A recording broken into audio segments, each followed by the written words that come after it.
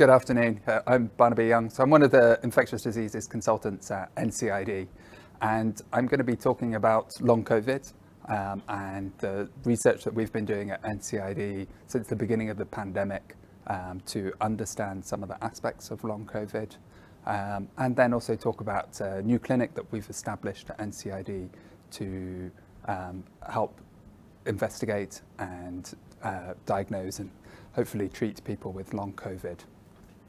So just a quick bit about my disclosures. None are directly related to post-acute COVID syndrome, which is what we'll be calling long COVID. So an overview, as mentioned, I'll be talking about what is post-acute COVID syndrome, providing some local data from the PROTECT study, which is one of the main studies that we've been conducting at NCID to understand acute COVID and also post-COVID complications. And then finally, talking about the NCID Post-COVID clinic. So the case definition for long COVID, we're adopting something that was developed in the UK by NICE, which breaks up the COVID syndrome into early, middle, and later phase. So acute COVID-19, generally considered to last for up to 4 weeks. Ongoing symptomatic COVID, signs and symptoms of COVID which persist for 4 to 12 weeks. And then post-COVID syndrome is signs and symptoms that develop after that period. And there's several different ways that that can manifest. It may be that people continue to have symptoms from their acute illness, or it may be that they develop new symptoms, or that those symptoms are fluctuating, waxing and waning. Sometimes we can think about post-COVID syndrome developing earlier in some individuals, but generally once the patient has reached 12 weeks, that's where we would consider this to be a post-COVID syndrome. And this is broken down very nicely in this paper from Nature Medicine, which summarizes both the acute and the post-acute symptoms and viral replication associated with COVID. So PCR positivity with COVID from the nasopharynx usually persists for 3 to 4 weeks after an acute infection. And it may also be able to be cultured for the first week or so, maybe up to 2 weeks, which is the purple line there in patients who have acute COVID. And then afterwards, there is a multitude of different symptoms that people have reported associated either with that post-acute phase of COVID, that early phase between 4 to 12 weeks, or a post-acute COVID after 12 weeks.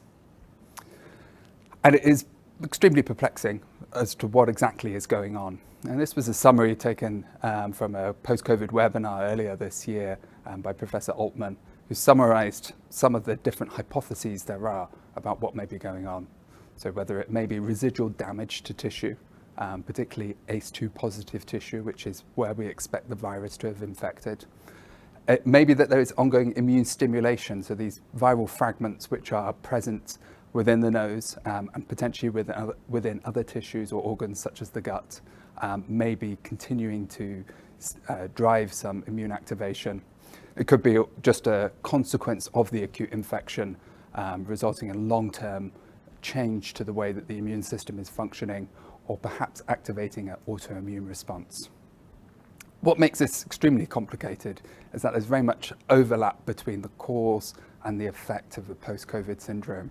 And we can think about it as three major groupings. The severity of the infection, so the severity of the acute COVID illness, clearly has an effect on the likelihood that someone will develop long COVID, though also it is not necessary that someone has a severe infection for them to develop long symptoms. Somewhat related to viral replication, and we expect that in people who have a more severe illness, more virus will be present and may be present in more tissues than someone who has a non-severe infection. And of course, both the severity and the viral replication are influenced by the immune response to infection. And there are multiple areas at which the immune system acts on the virus and can result in long-term symptoms from someone who is recovering from an acute illness. So the studies which I'm going to present come from the PROTECT study, and this was a file draw protocol that we developed at NCID, or CDC as it was back then, in 2012 by my seniors. And this was a protocol to help us be able to respond to emerging infectious diseases in Singapore, to be able to get in and do those important studies, particularly early during the pandemic or during an outbreak, where we don't have the luxury to sort of spend some months developing a protocol. So this PROTECT study protocol was first used for a couple of outbreaks, but fortunately since 2012 we hadn't had a large outbreak of the scale of COVID-19 to really test drive it and work out how to operate it. The study is a collaboration between all of the public hospitals in Singapore. Senkang has joined us as well, and patients are recruited usually during their acute illness. Early in the pandemic, we were collecting a lot of different samples, respiratory samples, tears, stools, urine, in order to assess where the virus was replicating and how long PCRs may remain positive.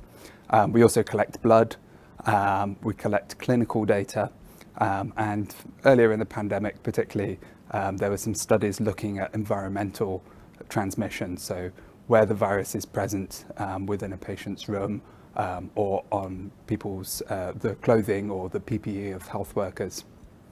And as well as being a collaboration between all the public hospitals in Singapore, most of the academic institutions are also involved. Our main collaborators have been at Duke NUS, Prof. Lim Fa Wang, and then at A-Star ID Labs with Prof. Laurent Regnard, who's now joined LKC Medicine, and Prof. Lisa Ng. Our first papers were really understanding about the acute infection, understanding the clinical patterns of disease. But we continued to follow up people who had joined our study in order to understand how the immune system was evolving, actually up to 2 years after the diagnosis of COVID. And this paper, published earlier this year, analysed the results from people who have been on follow-up with us for 6 months. So we had recruited 288 participants at that point, and we have follow-up data up to 180 days for 120 of them. And we were particularly interested in looking at which people continue to report symptoms related to COVID-19 and understanding which people had inflammatory abnormalities. So that was particularly the presence of inflammatory cytokines in their blood. And we saw from this cohort that approximately 10% of patients who had recovered from their acute illness had persistent symptoms out to 6 months. And there were significant abnormalities in the levels of these inflammatory cytokines. I'm not going to go through exactly what those cytokines do because that is extremely complex. But there were certainly abnormalities, and those abnormalities were present in people who had symptoms and in people who did not have symptoms as well. In terms of which patients were most likely to develop persistent symptoms, we found that it was most likely in people who had had a severe infection. And most of the other findings on this table here relate to those people who are most likely to develop severe infection as well. So older age being of course significantly associated with severe infection, being male, and having more comorbid illnesses.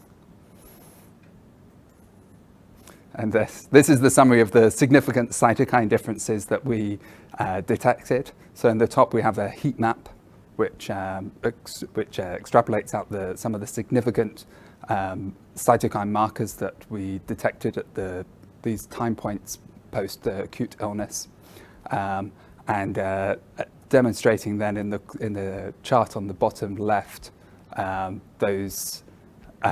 there was a grouping that we could separate out individuals based on the severity of their illness to see different patterns of the cytokines for these individuals. And subsequently we went further to try to understand perhaps where these cytokines were coming from, or what the effect of some of these cytokines may be. And this was a paper led by Christine Chung from LKC Medicine, which was looking at circulating endothelial cells. Inflammation, such a critical part of a severe COVID illness, and that inflammation is systemic, so not confined to the lungs, as I believe we'll also hear very much from speakers who are talking today about the effects of long COVID on other organs. And in particular, we saw that people who had pre-existing cardiovascular conditions or pre-existing conditions which are associated with risk factors for cardiovascular disease have more pronounced endothelial activation than people who had never had COVID before. And in particular, there was this inflammation was associated with circulating endothelial cells, which is what is demonstrated on the chart there on the left. And then on the right, we're just extrapolating out that there was more evidence of inflammation in people who had more cardiovascular conditions. So the big question is, why does this happen? I think that long COVID is associated with some degree of inflammation is fairly clear. The question is what is driving that inflammation? And for anyone who's looked after someone with acute COVID, the persistence of the virus in nasopharyngeal swabs, at least when detected by PCR, is quite extraordinary. The fact that we will sometimes see a positive PCR even months after a diagnosis. It's only at very low levels. We're not able to sequence a whole virus. We're, of course, not able to culture the virus. But fragments of the virus can be detected by PCR. And this is shown in this study here with the chart on the right there showing the positive PCRs even up to several months after a diagnosis of COVID-19. This is just a messy summary of another hypothesis that part of the reason why we're detecting parts of the virus for so long is because SARS-CoV-2 may be able to integrate into the host genome. This is an extremely controversial hypothesis, very interesting to consider from a scientific point of view, but the evidence probably stacks up that this is not likely to be the case. And it is something else which is driving the persistence of inflammation. And one hypothesis which I think is very interesting, and this is a study from Hong Kong, is looking at microbiome changes which are associated with long COVID or associated with the severity of an acute COVID illness. So in this study from Hong Kong, the investigators collected microbiome samples early during the course of acute COVID and then correlated that with the severity of the disease. And they saw very clear evidence of different microbiome patterns early in the illness, and that those microbiome patterns were different depending on differed based on the inflammatory markers that were detected subsequently. So on the left, they correlated the microbiome with different cytokine levels. And in the second chart there, they correlated microbiome with inflammatory markers that we routinely measure in clinical care, such as CRP and ESR. So this is an interesting hypothesis, I think, and suggests that perhaps some treatments for long COVID, perhaps even some treatments for acute COVID, may relate to adjusting the gut microbiome with probiotics or prebiotics. And Prof. Ang is conducting a clinical trial of this in Hong Kong at the moment. I can't give a conclusion to this at the moment as to what exactly is triggering long COVID. So I'm going to move on to talk about the range of different symptoms that can be associated with long COVID and the different sorts of assessments and investigations which are necessary to diagnose the condition and to work out what to do next. So this is a paper from the BMJ, Trish Gillenhall, and it summarizes the multi-system consequences of long COVID. So it's not just a pulmonary condition, it's a condition which is associated with abnormalities in pretty much every single organ. And so finally, perhaps at NCID, we have established a post-COVID clinic. We just started a couple of weeks ago in November of 2021. We have a fortnightly clinic at the moment on Friday mornings at Clinic J and NCID, and myself Dr. Darius and Dr. Stephanie from NCID are seeing patients who are referred to us who have symptoms suggestive of a post-acute COVID syndrome. We're focusing on adults, and we are particularly looking at people who meet the NICE clinical case definition for post-acute COVID syndrome, so greater than 12 weeks after a confirmed or presumed COVID-19 illness, and people who present with persistent or new symptoms, which is thought to be related to that. We sometimes see patients earlier as well. 12 weeks is, of course, a rather arbitrary cutoff, so on a case-by-case basis, we may see people earlier. And with the movement to endemic condition in Singapore, we accept that some people may not have a diagnosis of COVID confirmed by PCR. It can be difficult to confirm the diagnosis by serology if they have been vaccinated. So we'll also see people with ART or a clinical suspicion of prior COVID. And the aim for this clinic is to be a hub for the patient in a sense. So we want to, I think a lot of people can feel lost when they're diagnosed with long COVID, or if they think they have long COVID, they don't know where to go and they don't know who to see. And so we want to be a centre for them where they can come and see us and we can provide the initial assessment and then onwards referral to specialists as required. And we have a network of specialists from all different disciplines within Tan Tock Seng Hospital who are helping to advise us how to run this clinic and will be points for onwards referral. So in the clinic we assess, it's fairly straightforward really in some ways, a detailed history and examination, assess the symptoms in a structured manner. We perform a post-COVID functional status score and if necessary also assess for anxiety or depression. We do some routine lab tests, some imaging and an ECG.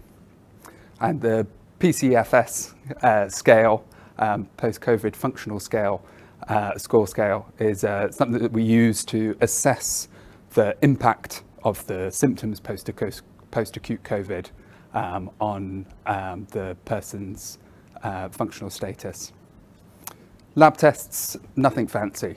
We're mainly wanting to make sure that we're not missing something obvious that may be the explanation for the symptoms. So we screen for blood count, electrolytes, liver tests, inflammatory markers, thyroid and vitamin levels, mainly B12 and folate, and sometimes vitamin D. We don't have a panel at the moment. What we would like is to have a blood test where we can assess somebody's cytokine levels, relate that back to their symptoms and be able to tell someone, yes, you have acute COVID, yes, you have post-acute COVID, and this is sort of how we're going to classify the illness, but we can't do that, despite what some people online suggest may be possible. So instead, we do this basic assessment, and then we look at the symptoms and decide where to go next. So yes, the aim of our assessment really is to confirm the diagnosis. So to be able to tell someone, yes, we think you do have a post-acute COVID, and if possible, identify relevant organ changes which can be referred to a specialist for further management, and principally that has been residual pneumonitis. We don't offer treatment routinely because we don't really have anything. We would offer advice, information, reassurance, and where possible, interventions. We provide symptom relief, and of course we would ask people to get vaccinated for COVID if they have not received the primary series vaccination already, and if they have received, to get their booster. And finally, we intend this to be something that we can use to help develop new diagnoses, new ways of diagnosing COVID, and also a way of testing different therapeutics so that we can sort of find a solution in the end. And the patients that we've seen so far in the clinic have all been very eager to contribute to this, to understand their own condition better and to be able to help other people who may be suffering from the same symptoms. So finally, many people have been involved in the studies. I've obviously just briefly touched on some of them as part of the PROTECT study, and most of the public healthcare institutions and academic institutions in Singapore. I'd just like to also thank the SCRM fellows and research assistants who've put in a lot of time, along with the nursing staff, particularly at the hospitals, to help us collect samples and recruit patients and follow them up. And finally, it was always difficult when someone's unwell in hospital for us to then come up and ask them, can we take some more blood? Can we take some more swabs? And so I'd like to thank all the people who donated their clinical samples to us. Thank you very much.